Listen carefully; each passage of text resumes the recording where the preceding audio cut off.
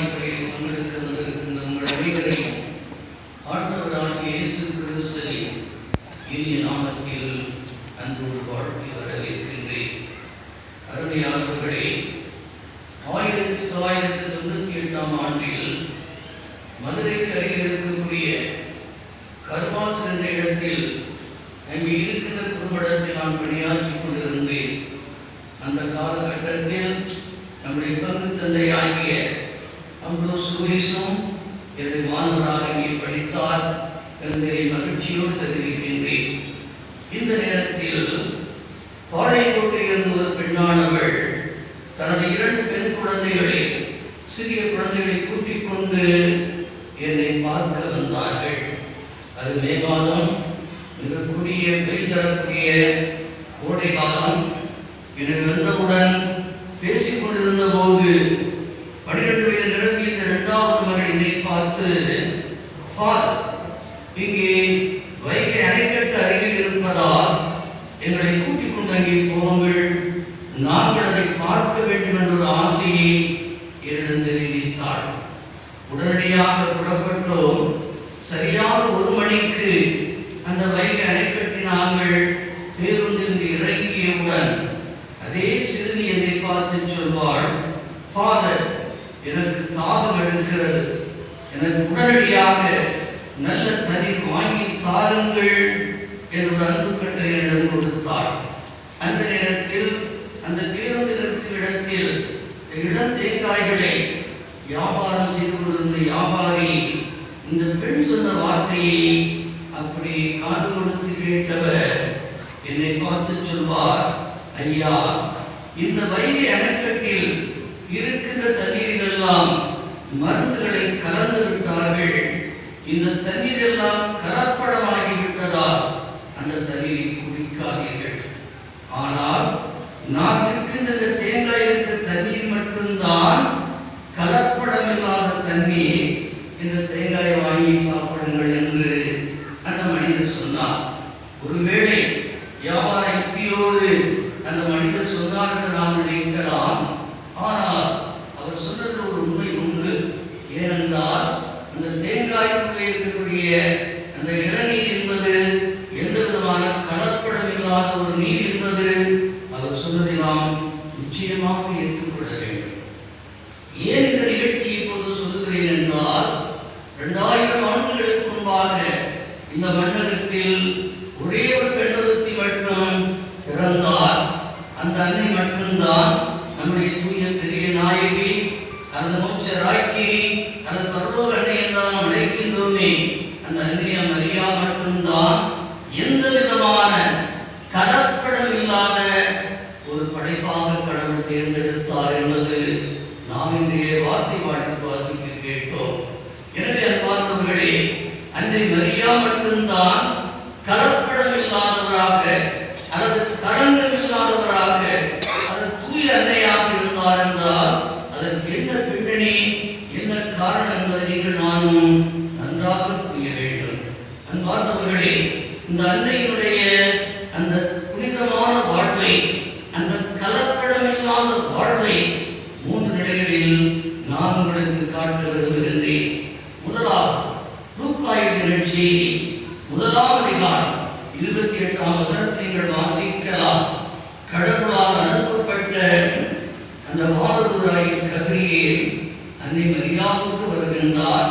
அவர் வீட்டிலே நுழைந்தவுடன் அந்த அன்னை மரியாவை பார்த்து சொன்ன வார்த்தை இதுதான், அருள்மிக பெற்றவளை வாழ்க, ஆண்டவர் உடனே என்ற ஒரு வார்த்தை.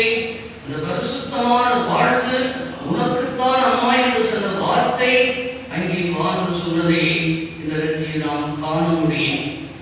இரண்டாவதாக, அதே லூக்காயுடைய செய்தி, அதே 1ஆம் அதிகாரம் 42ஆம் வசனத்தை இப்போது வாசிக்க கேட்டீர்கள். ஒரு வயது முதிர்ந்த இறுதி வயதிலே ஒரு குழந்தையை ஈன்றெடுக்க வரம்பெற்ற எலிசபெத் என்ற ஒரு பெண்ணொருத்தி அங்கு பரிசுத்த ஆவி நிரப்பப்பட்ட நிலை வாய்திருந்து சொன்னார்கள், பெண்களுக்குள் பேறு பெற்றவள் நீ ஒருத்திதான் அம்மா என்று சொல்லக்கூடிய வார்த்தையை நாம் வாசிக்கின்றோம். எனவே முதலாவது அன்னை மரியா பரிசுத்தமான தூய இல்லமாக இருந்த காரணத்தால் அவர் கன்னிமையில் முதலிடம் பெறுகின்றார் என்பது மறுக்க முடியாத ஒரு சத்தியம். இரண்டாவது, அருமையானவர்களே, இந்த உலகத்திலிருந்து உலகம் சீரழிந்து கொண்டிருக்கின்றது. காரணம் என்ன? அகங்காரம், ஆணவம், தான் என்ற பெருமை, அடுத்தவரை கெடுத்து தான் வாழ வேண்டும் என்ற நிலையைத்தான் நாம் பார்க்கின்றோம். ஆதியிலே ஆதி பெற்றோராகிய ஆதாமிய வாழ் அதே ஆணவத்தால் கெட்டார்கள். காயின் என்பவன் தன் தம்பியை ஆணவத்தால் கொலை செய்தான். சவுல் என்ற மன்னன் தாவிதை கொலை செய்ய வேண்டும் நினைத்தார். ஆண்டவராகிய இயேசு கிறிஸ்து பிறந்த அந்த யூதரிடத்தில் இருந்த பரிசேயர்கள், அந்த சதுசேயர்கள், அந்த மறைநூல் அறிஞர்கள், அந்த யூத குருக்கள், அந்த மூப்பர்கள் எல்லாம் இயேசுவை கொலை செய்தார்கள் அதே ஆண்டவத்தால். ஆனால் பார்த்தவர்களே, அன்னை மரியா மட்டும்தான் தாழ்ச்சியால் தன்னையே அவர்கள் தாழ்த்திக் கொண்டவர்கள்.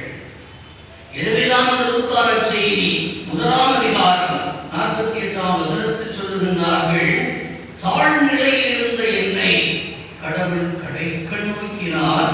இந்நாள் முதல் எல்லா தலைமுறைகளும் என்னை பேருடையாய் வாழ்த்துமே என்று கூறக்கூடிய தகுதியை பெற்றவர் அன்னை மரியா. காரணம் என்னவென்றால், இன்று வாசித்த நற்செய்தியின் முதல் வார்த்தையாக அங்கே இருக்கின்ற வார்த்தை தான் லூக்கா நற்செய்தி 1ஆம் அதிகாரம் 38ஆம் வசனத்தை அன்னை மரியா வாய்த்திறந்து சொன்ன வார்த்தை, நான் ஆண்டவருடைய அடிமை, நான் ஆண்டவருக்கு அடிமையாக இருக்கிறேன், அவர் வார்த்தை எனக்கு ஆகட்டும் ஆமென் என்று சொன்ன அந்த அன்னை மரியா தன்னை தாழ்ச்சியால் தாழ்த்தி கொண்டார்கள். ஆனால் கடவுள் அவரை உயர்த்தி விட்டார். மூன்றாவதாக அருமையானவர்களே, அன்னை மரியாவுக்கு ஒரு பெருமையான பெயர் உண்டு. அங்கே இருக்கின்ற பேரு இங்கே இருக்கிற இந்த பெண்ணுக்கு இல்லை என்பதை ஆணித்தரமாக சொல்ல விரும்புகின்றேன். அன்பார்ந்தவர்களே, லூக்கா செய்தி 1ஆம் அதிகாரம் 35ஆம் வசனத்திலே சொல்லுகிறார் வானதூதர், மரியே அஞ்ச வேண்டாம், ஏனென்றால் நான் கன்னிகையாக இருக்கிறேன், எப்படி நான் ஒரு குழந்தையை பெற முடியும் என்று கேட்கின்ற போது அந்த வானம் சொன்ன வார்த்தை இதுதான், அஞ்சாதே, ஏனெனில் தூய ஆவியால் நீ கருவுற்று ஒரு மகனை பெற்றெடுப்பாய், அவர் கடவுளின் மகனாக திகழ்வார், அவருடைய ஆட்சி என்று நிலைத்திருக்கும் என்று சொன்ன வார்த்தை அந்த அன்னை மரியாவுக்கு மட்டும்தான் கிடைத்தது. ஆகவே கடவுளை மனிதனாக 2000 ஆண்டுகளுக்கு முன்பாக அந்த இயேசு என்ற மகனை இந்த உலகை ஈன்றெடுக்க அந்த மாபெரும் வரம் அன்னை மரியாவுக்கு மட்டும்தான் கிடைத்தது என்றால் அதுதான் அன்னைக்கு கிடைத்தது. ஆகவே அருமையானவர்களே, இந்த நேரத்தில் என்னுடைய மறைகளுக்கு செவி கொடுத்திருக்கிற உங்களை பார்த்து நான் சொன்ன 3 உண்மைகள், அவள் கன்னியாக இருந்தார்கள், அவள் தாட்சியதனை தாழ்த்தி தனது சீடத்துவத்தில் அவர்கள் அர்ப்பணித்தார்கள். மூன்றாவது, கடவுள் தாயாக இருந்தார்கள். இந்த நேரத்தில் எனக்கு வரைகளில் கொடுக்கப்பட்ட தலைப்பின் அடிப்படையில் அன்னை மரியா மூலமாக இது நமக்கு புதிய வாழ்வுக்கான செய்தியை அன்னை மரியா என்ன தருகிறார்கள் தெரியுமா? முதலாவது சொல்ல விரும்புகின்றேன், வாழ்க்கை என்பது ஒரு கொடை. அன்பார்ந்தவர்களே, எரேமியாகமம் 1ஆம் அதிகாரம் 5ஆம் வசனத்தை வாசித்து பாருங்கள். அந்த எரேமியா தீர்க்கதரிசி ஆகமத்திலே இந்த 5ஆம் வசனம் என்ன சொல்லுகிறது என்றால், நீ இந்த உலகத்தில் உருவாகும் முன்பே நான் உன்னை தெரிந்திருந்தேன் என்று சொல்கிறார் கடவுள். நீங்கள் நான் இந்த உலகத்தில் பிறக்கும் முன்பாக யாருக்கு நாம் குழந்தையாக பிறப்போம் என்பதை கடவுள் தேர்ந்திருந்தார் என்பது முதலாவது வார்த்தை. இரண்டாவது வார்த்தையாக இங்கே சொல்லுகின்றார், அந்த தாயின் வயிற்றில் கருவாகி உருவாகி கொண்டிருக்கும் போது நான் உன்னை திருநிலைப்படுத்தினேன் என்று சொல்லுகின்றார். ஆகவே அருமையானவர்களே, இந்த வார்த்தையின் மூலமாக நீங்கள் நானும் இந்த உலகத்தில் கடவுளால் படைக்கப்பட்ட அந்த வாழ்க்கை என்ற ஒரு கொடையை பெற்றிருக்கிறோம் என்பதை அன்னை மரியா உண்மையாக அறிந்திருந்தார்கள். அன்பார்ந்தவர்களே, வழி தெரியாதவன் புலியாளுக்கு எப்படி போகும் என்று தெரியாதவனை பார்த்து சாதாரணமாக கேட்பார்கள் 4 கேள்விகள். நீ யார்? எங்கிருந்து வருகின்றாய்? இங்கே எதற்காக வந்தாய்? எங்கே போகின்றாய் என்று கேள்வி கேட்பார்கள். அன்பார்ந்தவர்களே, நீங்கள் நான் இந்த உலகத்தில் மனிதனாக பிறந்து நான் யார், எங்கிருந்து இந்த உலகத்திற்கு வந்தேன், இந்த புலியாரை வாழ்ந்து எதற்காக வாழ்ந்து கொண்டிருக்கிறேன், இறுதியாக எங்கே போகிறேன் தெரியாமல் வாழ்ந்தால் நீங்கள் தான் நிச்சயமாக வைத்தியக்காரர்கள். சென்னையிலே கீழ்ப்பாக்கத்தில் ஒரு வைத்தியக்காரர்களும் உண்டு. அங்குதான் உங்களை என்னை சேர்க்க வேண்டும். அன்பார்ந்தவர்களே, ஆனால் அன்னை மரியா தெளிவாக நான் கடவுளுடைய கொடை என்பதை உணர்ந்து தன்னை அர்ப்பணித்த ஒரு தாய் என்பதை உங்களுக்கு எனக்கு காட்டுகின்றார்கள். இரண்டாவது, வாழ்க்கை என்பது ஒரு பயணம். அன்பார்ந்தவர்களே, வாழ்க்கை என்பது நம்பிக்கையிலும் விசுவாசம் தொடரக்கூடிய ஒரு பயணம் என்பதை நீங்கள் நான் மறந்துவிடக்கூடாது. ஏனெனில் இந்த பயணமானது எங்கே தொடங்குகிறது என்றால், என்று பிறந்தோமோ அங்கிருந்த பயணமான தொடர்பு நீங்கள் பார்க்க முடியும். அன்னை மரியா என்றைக்கு தன் மகன் இயேசுவை ஈன்றெடுத்தார்களோ அங்கிலிருந்து அந்த கல்வாரி மற்றும் அங்கே கைவர் கூட்டத்திலே இந்த நீதிமான் சிலுவை தொங்குகின்ற போதும் அங்கே நின்று கொண்டு தனது பயணத்தை நிறைவு செய்தவர்கள் அன்னை மரியா. எனவே நீங்கள் நானும் எத்தனை ஆண்டுகள் வாழப் போகிறோம் என்பது உங்களுக்கு எனக்கு தெரியாது. என்னை பார்த்து அம்மா கேட்டார்கள், உங்களுக்கு வயசு என்ன என்று கேட்டார்கள். நான் சொல்லும் பொழுது நான் மூத்தவன் தான் சொன்னேன். வயது போயிட்டான். எனக்கு இப்போது 80 முடிந்து அடுத்த மாதம் 81 முடிய போது சொன்னவுடன் அதிர்ச்சி அடைந்தார்கள். ஆகவே அருமையானவர்களே, இந்த உலகத்தில் எத்தனை ஆண்டுகள் வாழ்வோம் என்பதை விட நம்முடைய பயணம் எந்த ஒரு குறிக்கோளை என்ன எதிர்நோக்கி கொண்டு நாம் சென்று கொண்டிருக்கிறோம் என்ற சிந்தனையில் அன்னை மரியா தெளிவாக வாழ்ந்து காட்டினார்கள் என்பார். இரண்டாவது. மூன்றாவது, வாழ்க்கை என்பது ஒரு போராட்டம். அன்பார்ந்தவர்களே, அந்த இயேசுவை ஈன்றெடுத்த அந்த தாயும் வளர்த்த தந்தையாகிய சூசியப்பரும் எருசலேம் தேவாலயத்துக்கு கொண்டு போகின்றார்கள். காரணம், அவரை அங்கே அந்த யூத முறைப்படி விருத்த சேதனம் செய்வதற்காக கொண்டார்கள். அப்போது சிமியோன் என்ற வயது முதிர்ந்த அந்த குழந்தை தாய்மை சொல்வார். அந்த குழந்தை உற்று நோக்கி சொல்வார். லூக்கா எழுதிய நற்செய்தி 2ஆம் அதிகாரம் 34-35 வசனங்களை நீங்கள் வாசித்து பாருங்கள். சிமியோன் முதலாவது சொன்னது, இந்த குழந்தை எதிர்க்கப்படும் அறிகுறியாக இருப்பார். இந்த இயேசு எதிர்க்கப்படும் அறிகுறியாக, பலருக்கு வீழ்ச்சியாக, பலருக்கு எழுச்சியாக இருப்பார் என்று முதலாவது சொல்லப்பட்டது. இரண்டாவது இறைவாக்குத்தான் பயங்கரமான இறைவாக்கு. 35வது வசனம். அன்னை மரியாவை நோக்கி அந்த சிமியோன் தீர்க்கதரிசி சொன்ன வார்த்தை, உனது உள்ளத்தை ஒரு வாள் ஊடுருவும் என்று சொன்னார்கள். நம்ம எல்லாம் உடல்ல தான் வாள் போகும். அன்னை மரியாவுக்கு துன்பம், துயரம், ஏமாற்றம், தோல்வி இருந்த காரணத்தால் அத்தனையும் தாங்கி உனது உள்ளத்தை ஊடுருவும் சொன்ன அந்த தாய், அந்த மரியாள், அந்த விசுவாச பயணத்தில், அந்த போராட்டத்தில் அவர்கள் நம்பிக்கையோடு பிறப்பிலிருந்து கடைசி கல்வாரி மட்டும் அந்த போராட்டத்தை ஏற்றுக்கொண்டார். நீங்கள் நானும் அதே போல அந்த கடவுளுடைய போராட்டத்தை என்ன செய்கிறோம்? கடவுள் இருக்கிறாரா? கடவுள் மெடிக்கலில் போயிட்டாரா? கடவுள் ஏன் எனக்கு தாங்க முடியாத சிறுதியை தருகின்றார் என்றெல்லாம் நம்பக்கூடியவர்கள் இங்கே இருப்பார்கள். அன்பார்ந்தவர்களே, வாழ்க்கை என்பது ஒரு போராட்டம். அந்த போராட்டத்தில் நீங்கள் நாம் நம்பிக்கையோடு விசுவாசத்துடன் பயணம் செய்தால் கடவுள் நம்மோடு, அன்னை மரியாவோடு கூட வருவார் என்பது மூன்றாவது போதனை. நான்காவதாக, அன்னை மரியாள் வாழ்க்கை என்பது ஒரு சவால் என்று ஆட்டிவிட்டார்கள். அன்பார்ந்தவர்களே, சவால் என்பது சேலஞ்ச் என்று ஆங்கிலத்திலே சொல்வார்கள். எப்படி அன்னை 4 சவால்களை குறிப்பிடுகிறேன்.